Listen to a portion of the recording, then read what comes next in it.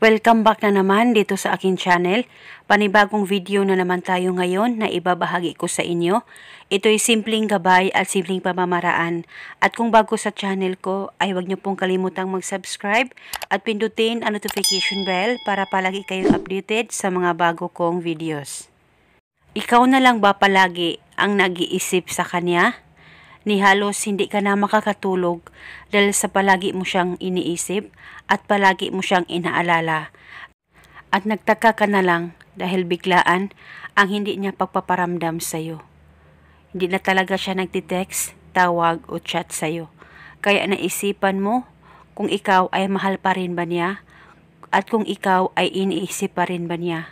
Gusto mo ba na siya na naman ang mababaliw o hindi makakatulog sa kakaisip sa'yo? Pues gawin mo itong ritual na ibabahagi ko sa inyo ngayon. Ito'y napakasimple at napaka-epektibong ritual, basta palagi lang buo ang loob at tiwala mo. Dapat talaga hindi ka nagdududa o nagdadalawang isip na gawin ito. At palagi ko talagang pinapaalala ito sa inyo nang sa ganun mapadali po ang talab. Ang gagawin mo lamang, kumuha ka lamang ng baso o di kaya garapon. At lagyan mo lamang ito ng 3 kutsarang asin. At pagkatapos, kumuha ka ng papel at panulat at isulat mo ng 3 beses ang pangalan at apelyido niya. Capital letters po, all capital letters po ang pagkasulat dapat ng kanyang pangalan at apelyido. At pagkatapos mo nang masulat ito, tupiin mo lamang itong papel kahit ilang tupi paloob papunta sa iyo. At pagkatapos nito, ilagay ito sa baso o sa garapon na may asin. At pagkatapos mo nang malagay ang papel, kumuha ka lamang ng tubig at lagyan mo lamang ng kalahating tubig ang baso o garapon na inihanda mo sa ritual.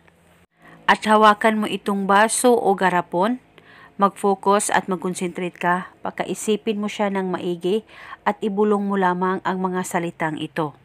Ikaw na naman ang mababaliw at hindi makakatulog sa kakaisip sa akin.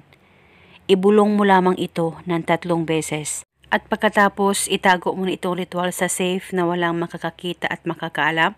Pwedeng hindi mo na ito takpan at wala na po kayo kailangan pang ibulong na spell araw-araw. Basta itago lamang ito hanggang 7 araw at itapon mo na ito. Huwag niyo pong itapon ang baso o ang garapon, ang laman niyo lang po ang itatapon. At ito muna sa ngayon, maraming salamat po sa panonood. May God bless us all.